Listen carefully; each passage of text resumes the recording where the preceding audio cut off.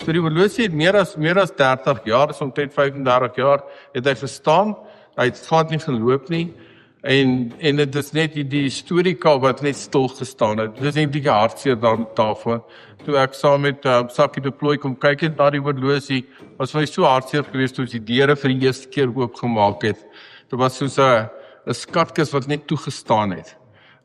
Die dooie duiwe en wat net daar so was, wat hier rondom was, het baie lank gevat om ons skoon te maak en te kyk of alles daar is.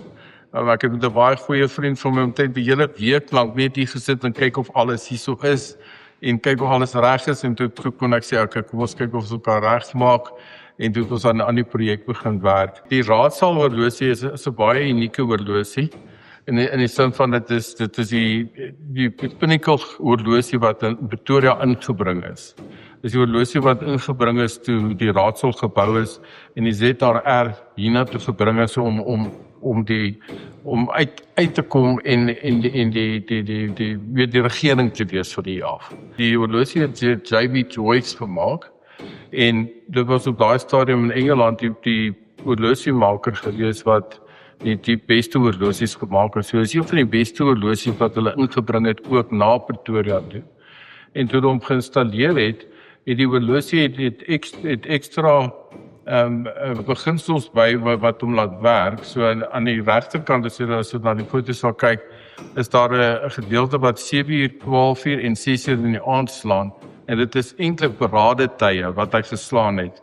En dit is een van die enigste horlosie wat in Suid-Afrika is wat eintlik daai tye slaan. So en toe hy ingesit is, was dit die parade gewees wat geslaan het.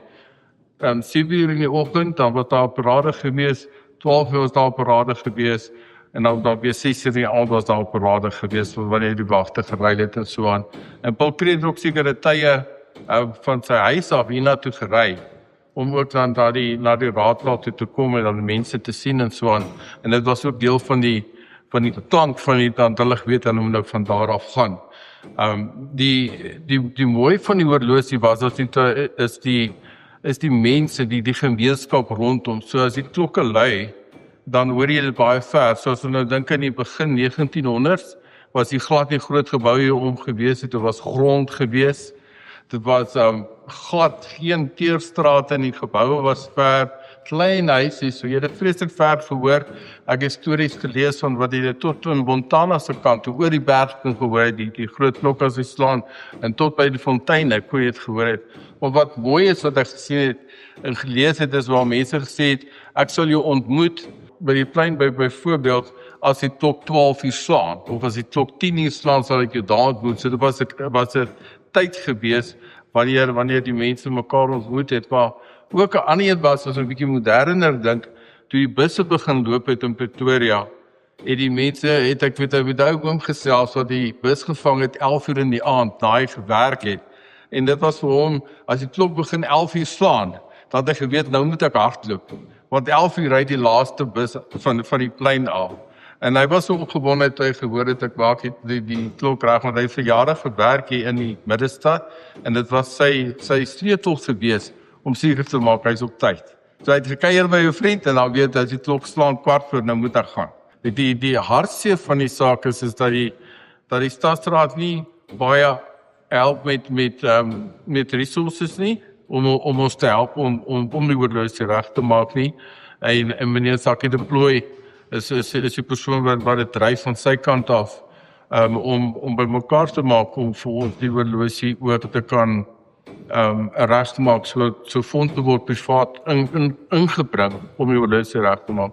Ons grootste uitdaging met die horlosie is die daals in die bokant, wat moet reggemaak word, die duiwe wat nou vir meer as 30 jaar net daar gesit en bly het en gebroei het en alles het alles gekarou daarbo en dit lyk regtig sleg. Ek het foto's hier wat ek vir die mense wys ook wat vandag hier so is, en dit is groot werk wat daar moet gedoen word. So ons het uitgewerk, dit is omtrent 60 na 70.000 rand se werk wat ons daar sal moet doen, want 'n spesiale werk het gedoen word met historika. So mens kan nie historika vat en dit net vernietig nie. Dit moet op 'n spesiale manier skoon gemaak word, reggemaak word. En dit is hartsbegeerte van ons wat saamwerk aan die klok, om net weer te kan sien en tyd te kan wys aan die stad. Ons het hard gewerk om die klokke reg te kry vir vandag, vir die mense wat vandag hierso is, om net 4:15 en op die ure te kan slaan, sodat hulle dit kan hoor. En laas week het iemand wat ek ken vir my gesê, ek het laas die klok gehoor, hy het my gebel, en gesê, ek het laas die klok gehoor toe ek 'n kind was. Werk die klok. So dit is so opgewonde om net te hoor wat ons net die klok kan laat slaan. Hoeveel mense het my al gesê, jy weet, hulle het die klok vir die eerste keer weer gehoor. So dis opgewonde en ek dink dit gaan vir ons as mense wat met toerisme werk ook. Dit gaan toerisme bring weer na die stad toe. En vir 'n toerist wat hierso gaan staan en dan skielik die klok hoor 4:15 slaan hy, dan gaan hulle hier rondstaan en wag dat hy die ure slaan. En dit gaan 'n mooi deel ook daarvan wees om dit vir die mense te kan wys. Goed, die tydstryd wat ons al werk in horlosie is al meer as 8 maande wat ons aan hom werk. So die skoonmaakproses was 'n lang proses geweest. Ons het byvoorbeeld net uit die toring bo, het ons meer as 10 sakke duismis uitgery en uitgedra van 4 vloere af en bo af volgemaak, afgedra. So die man het hard gewerk, het regtig hard gewerk. Ons het hier gestofsuig en skoon gemaak. Regtig die skoonmaakwerk was groot werk geweest want die dak, deur die dak het duwe geval en op die horlosie en nie gelê. Mense kan dink meer as 30 jaar stof, hoe baie stof dit is wat hier gelê het. So dis regtig en ons probeer om te kyk of ons van die werk kan klaar kry, miskien met Paul Kreer se verjaarsdag, dat ons iets daarso kan doen. So dis een van die dinge wat ons wil probeer sien wat ons kan doen daarso, maar dit hang alles af van fondse. So hy het my gewys wat ek moet doen op die klok en hoe ek hom kan help. En ek het hom op elke dag wanneer hy ingekom het om te werk, het ek saamgekom en hom gewerk. Ek het die klokke bo het ek opgekoppel na die masjien toe. Ek het kabels deur omtrent 3 of 4 verdiepings afgelê wat op die klok opgekoppel is en ek het daarbo skoon gemaak en hier so skoonmaak en hom op instel. Ek is baie lief vir horlosies.